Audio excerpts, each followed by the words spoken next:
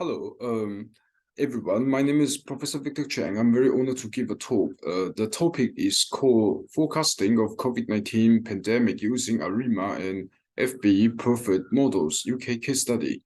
We have presented this paper with Complexes 2023.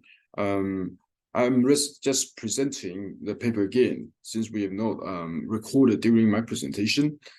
First of all, we need to know the issues with COVID-19, and the world has been affected by 3 years. We still have variants now, but it's also important that we will be able to make meaningful and accurate predictions based on the situation of COVID and its impact to economy and also the way that we interact. And because there's been in different cases, and as the world has been open to many other tourists, and also we have all the freedom to travel. It also provides very valuable insights for policymakers, so that when we make decisions, we should look at the COVID-19 and its impact. So in this talk, we just present different methodologies to predict the numbers of the COVID-19 cases, and then so that we will be able to evaluate the strategies and policies for this. And the research objective in this study, we aim to provide insights to predict the future cases of COVID-19 infection and the rates of virus transmission in the UK, and with the historical COVID-19 data. The study invested the existing study using ARIMA and Fb-Prophet time series model as the methods to predict the confirmed and dead cases of the following year. So we use time series method. Fb-Prophet is the one that been developed by Meta, so it can focus on addictive regression techniques, and then look at the patterns, seasons, holidays, and all other similar factors. ARIMA is more commonly used in other sectors such as finance. That stands for auto-regressive integrated moving average method. So we discussed the reasons for the drastic spike in mortality, and also the large drop in the death in our results, and also any other meaningful discussions and studies that we will also share with you. The research significance is important because COVID-19 has mutated into different variants from alpha, beta, gamma, delta, omicron, and recently other variants that may have different impacts to our health and also to the economic activities. As a result, we need to understand the impact if COVID-19 variants cause a lot of widespread infection, and what should we do? And also the use of AI predictive modeling methods to help us to make a better analysis. Of course, it will help with the UK National Health Service and also other organizations, similar organizations in the world. And in this case, that we will be able to check the symptoms. So the study methodology follows this. First of all, we then use the data sets from the Johns Hopkins University Center for Systems and Science and Engineering, because they has been well prepared, and then we also follow our proposed method. First of all, we have the input of the data, and then we then perform the data processing. It then has two ways in parallel. So first of all, we have the data analysis to understand the meanings of the data, and then we have the predictive algorithm. Then we then perform the time series analysis, and in this time series analysis, we then can use ARIMA and Fb-Prophet all together, so that we then have the graphical outcomes of the confirmed cases in the UK, and it will help us to forecast the model with a comparison. And similarly, we can then use the result for data visualization. And usually, we then perform these two ways in parallel. And with the time series, the reason is that because COVID-19 happened in 2020, and then in this period of time, that we then understand what has been happening in terms of number of infections and the death rates. So the forecasting model with the time series method will be more suitable in our research. And the data visualization and analysis is important because we need to have a good understanding of what is happening. So in this case, that we analyze the result between July 2021 to April 2022. So you can see that the confirmed cases always go up. And then the good thing is that the mortality rate maintain the very similar rates. So the death rate, the only difference is that it then spikes in May 2020 at the very beginning, a maximum percentile of 15, and after that, with a massive effort in the world, that we then keep the mortality rate low to about 3%. And then since September 2021, the rate drops to 2%.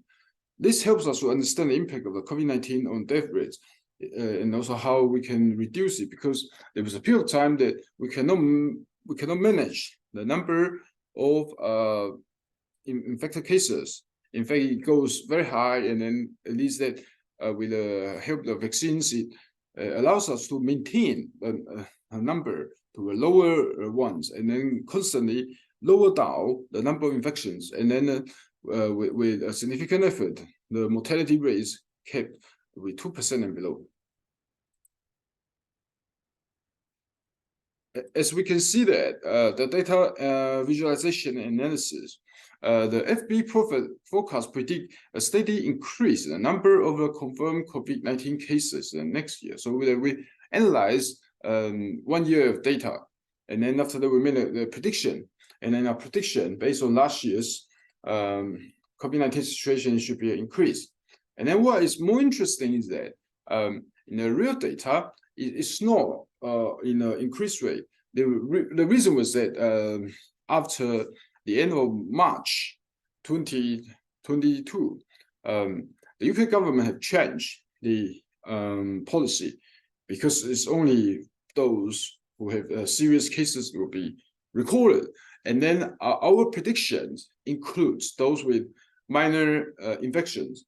But then what we're trying to say is that our prediction will provide a more reality check, whereas whether the government to record only the more serious cases or those patients that they need to go to hospital is something that may determine the official numbers. But in this case, if let's say based on the fact that we also include all the COVID-19 patients with very mild symptoms, and then the rate shows that there is an increased rate, because that since the market has been open up to everyone with freedom to travel to anywhere, the number of infections goes up, but then the extent of seriousness goes down. As you can see that there are different predictions that shows that the density also goes up, means that the likelihood will be down, and also in some particular days that usually Thursday and Friday will have a higher rate, was because probably people are more about to travel to other places. Then or maybe it was a time that there is a cutoff date for the records of those infected cases, whereas on the weekend it's not because there's a decline, was because usually the health organization do not work that extensively during the weekend. And then we can see that there are some other months that you have a significant drop with the number of infections. As you can see, much better. And then as you can also see that in terms of the entire year, at the very beginning with March 1st, and then there was a decline. But then after that, this means that if we have done that well, we'll be able to manage. So the monthly forecast shows the steady curve in cases of January 1 to January 18, and then with a huge drop until the end of the month before the example spike. And the yearly forecast shows a high increase in the cases of January 1 to March 1, and then a steady drop until the end of the year, and high in the January 1 again was because when it comes to winter, normally COVID-19 is more likely to have more mass infections.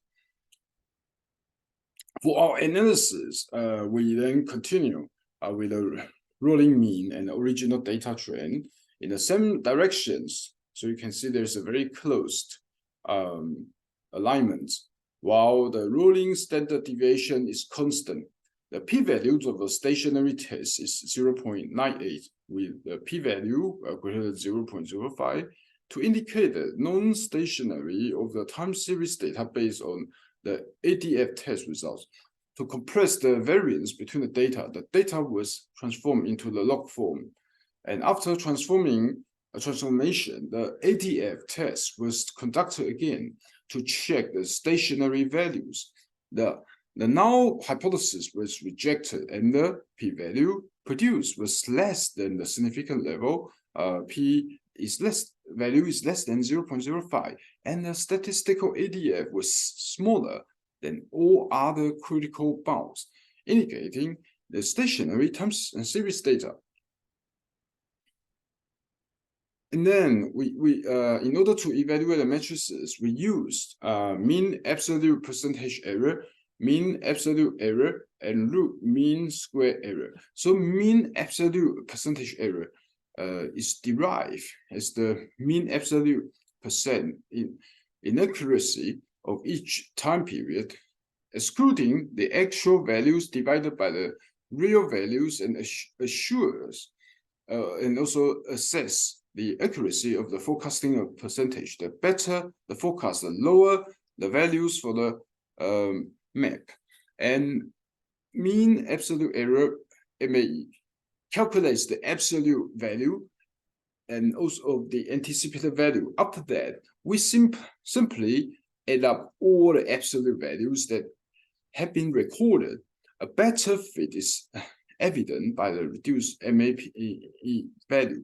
The root mean square error, the RMSE, evaluates the forecast model's absolute fit to the data, or how close the model's predicted values are to the observed data point. It's frequently used as an evaluation metric as well as a loss function. As you can see, those formulas, and in fact that there has been commonly used method and matrices. And the evaluation matrices from our analysis shows that with ARIMA and Fb-Prophet, the RMSE are relatively in a number that is acceptable if we are considering this is a 1 year of data. Then MAE, the lower the better, we still maintain to a certain acceptable value, and the MAP, because we then want to ensure that the error are being kept low. So ARIMA is kept with 0.02, which is acceptable, and then with Fb-Prophet is with 0.15, they can be further improved. So the error measurement matrices, RMSE, MAE, and MAP were used to evaluate the performance of Fb-Prophet and ARIMA models, and the results show that the evaluation matrices of both methods, the lower the values of the evaluation matrices indicate better accuracy and prediction. ARIMA can perform better than the Fb-Prophet in terms of all the three matrices have indicated. Then, and also it is much lower. The comparison suggests that ARIMA is better at capturing patterns and trends in the time series data and making accurate forecasts than Fb-Prophet.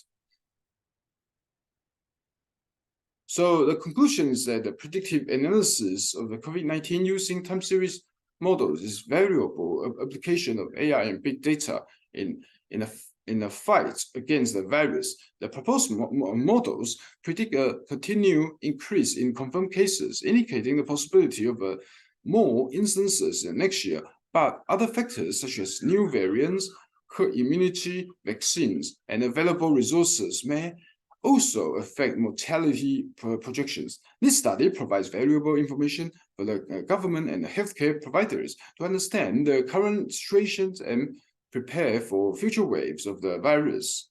And future studies can improve upon this research by incorporating the latest data and using time series algorithms like SEIR for short-term and long-term forecasting, as well as the hybrid models like combining ARIMA with the LSTM to capture trends in the data. And if it's possible, we hope that you can consider us reading and citing our paper.